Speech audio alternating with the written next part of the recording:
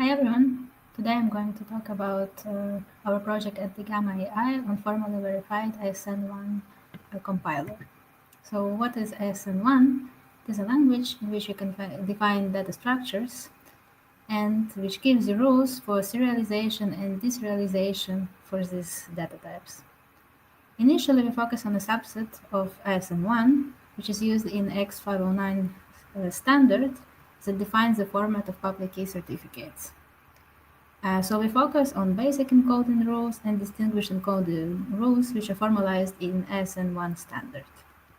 So here is an example of such a certificate.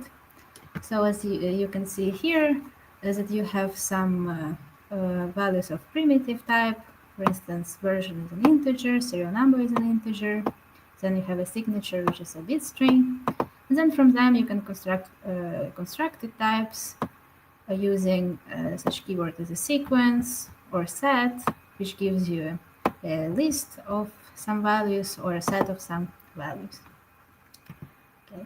And then an ASN.1 compiler, it parses ASN.1 definition and produces a source code of a specialized protocol encoder and decoder for this data type. Alternatively, it can provide some runtime data for a parametric encoder and decoder, which is already defined in the compiler. What we are doing in this project, we are verifying a mature open source ASN.1 compiler to C. It's called ASN.1C. It is well tested and widely used. It has been around for 15 years.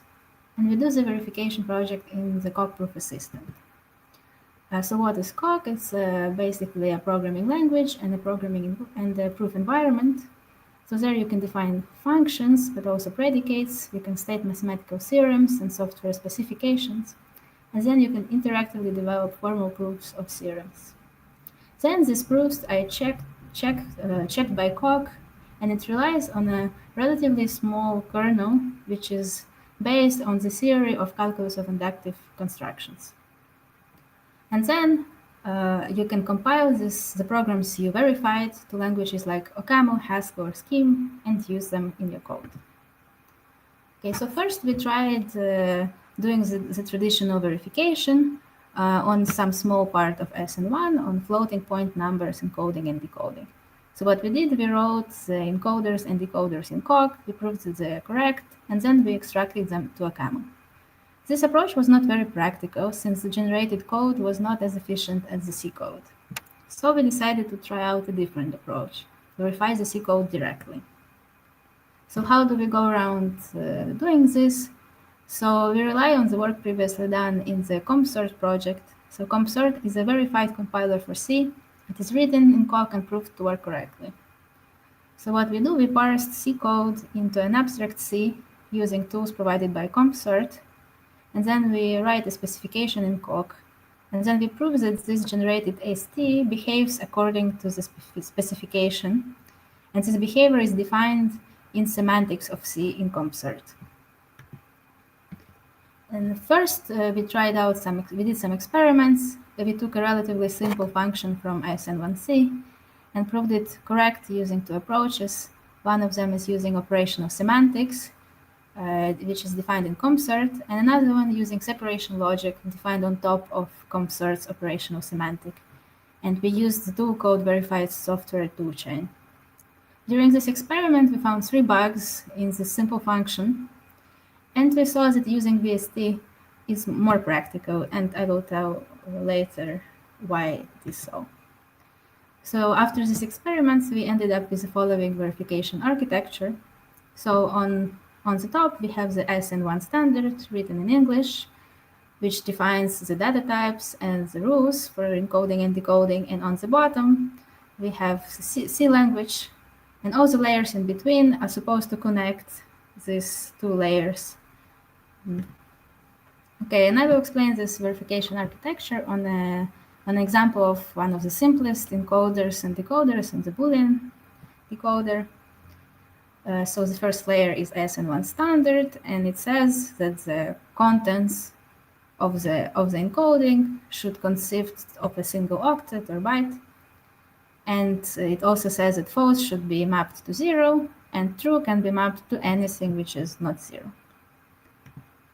So then we go to our next level, which is high-level specification. So we formalize what we have just seen written in English in logic. So we define a relation between an abstract value, which here is Boolean, and its encoding, which is list of bytes. So we say that false is in a relation with single list of 0, and that true is in relation with a single list which contains anything which is non-zero. So this relation defines how a value is encoded, and then a more general relation on the next slide defines how the whole packet is encoded. And the packet consists not only of a value encoding, but also encoding of its length and the tag that corresponds to this type. Here it's Boolean. So here is an example. So we know by the standard that Boolean has a primitive tag. So we have to add there, add the predicate primitive tag, and then that it has length 1. So here it is. For other types, we will have, for instance, for integers that length can be anything, and we also will have some restrictions that, for instance, integer should be encoded in the smallest number of bits, for instance, this. And then the constructed types, for instance, sequence, it will be just a concatenation of the types which are in the sequence. So this inductive structure provides an easy, readable way to formalize the ASN.1 standard. And on the bottom of the picture, we had the C implementation, which is supposed to correspond to the standard, but it does more than that. So what it does is allocates memory where we write the decoded structure.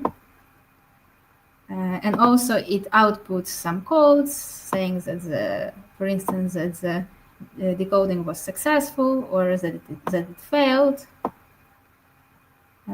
So in this section, a bit more things are going on. It's not quite clear how to connect it to the standard.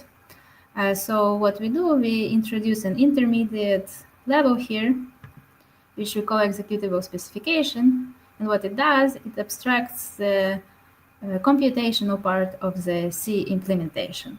So let's look back at the code. So here you can see that the first line are just some memory management. And then what we do, we check the tags. And if we don't fail while we continue, then we want to make sure that that the length tag corresponds to what we have in the input. And we also want to check that the length is not 1. And then we just output the first byte that we see. Okay, so this is what this function. This is what this function basically does, and it is written in code. It could have been written in CAML. It's just a functional program that does exactly the same thing that the computational part of the C code does.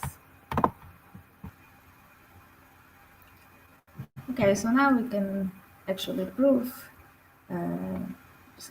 something about executable specification. In particular, we can show that decoder is inverse of encoder, and then we can prove that the Boolean decoder actually corresponds to the high-level relation that we defined. And I have to say that when we did the Boolean decoder and encoder verification, we already found that even this simplest kind of decoder was working incorrectly, and incorrectly means that not according to the standards. For instance, you were able to decode Boolean values which were longer than one, which is not according to the standards. Okay, so how do we connect the C implementation and the executable specification? So what we do, we prove a separation logic triple PCQ, which means that given the precondition P, the execution of the C function C terminates with the postcondition Q being true. Okay, the postcondition says that C returns the value according to the executable spec, and in the precondition we bind our abstract type to the C types. Okay, but also what we have here, we have to say something about the memory usage, because our C function not only has the computation part, but also the memory part. So the memory specification uses spatial predicates. Here you can see them written with an arrow, and here P is a pointer, and V is a value, so it reads like at address P we have a value V. And we are combining these predicates using typical connectives, but we also have a separating conjunction, which when used says that each conjunct is true on a separate subheap of the memory. So then we have a guarantee that the pointers do not overlap. And so the precondition of the specification, of VST specification, relates the C types, such as ASN type descriptors that you saw, integer, pointer to char, or to buffer, and it relates to the abstract types of COC, such as type descriptor, which is our custom type, or boolean, list of bytes, etc. And in the post-condition, we use the executable specification to state that the correct result is written in the memory. So here is an example of VST specification. So in the precondition, what we state is that the pointers of the function of the parameters, they point to our abstract types. So here we have a pointer TDP, and it points to a type of type descriptor, which basically tells you that we are decoding Boolean here and not integer. And then we have a buffer pointer, and we say that it points to the abstract value, which is list of bytes. Okay, and our double pointer Boolean value, it points to some pointer, we don't care. And well, we can skip this for now. Okay, and then the bool value pointer, it can be either null or it can point to something we don't know at the beginning of the function. Okay, and then in post condition, we state which memory was changed and which memory wasn't changed. So for instance, we know that we shouldn't change the type descriptor because it can be passed later in the decoding process, so it would actually lead to a mistake in decoding. Same goes for buffer. Our decoder shouldn't write to the buffer we're reading, or it could also lead to incorrect results. And then we say how the memory was changed. So remember, there was a calloc in this function, so we allocated some memory. So we know that in the end, whatever the Boolean value pointer was, we know that we either allocated some memory, and if allocation failed, then our function fails. So we write fail. But if it didn't, then we can actually write the results of the Boolean decoding. We can write them in that new pointer or in the original pointer if it was null. And we also output the code OK and the amount of bytes that we processed. And if our executable spec fails, then we write that it's failed, and we have some just random list of values in our pointer. So this way we are connecting our executable spec, and since we proved that it's correct, and high-level spec to our C code. Okay, so how do we actually prove this? So the proof is done using so-called forward simulation. So to prove the separation logic triple PCQ, you start by assuming the precondition P, and then you sequentially execute statements of the function C, and each such statement generates a postcondition that follows from its execution, and after executing the last statement of C, you prove that the postcondition Q holds. And VST provides tactics to do most of these steps automatically. One has to provide joint postcondition for if statements and loop invariants for the loop. Okay, so now we have the basic infrastructure in place to prove the X509 part of ASN.1c, and the memory-related parts of the proof are uniform, so they can be reused. And what we learned is that it's better to use a layered approach to decrease the creative effort in the VST proof.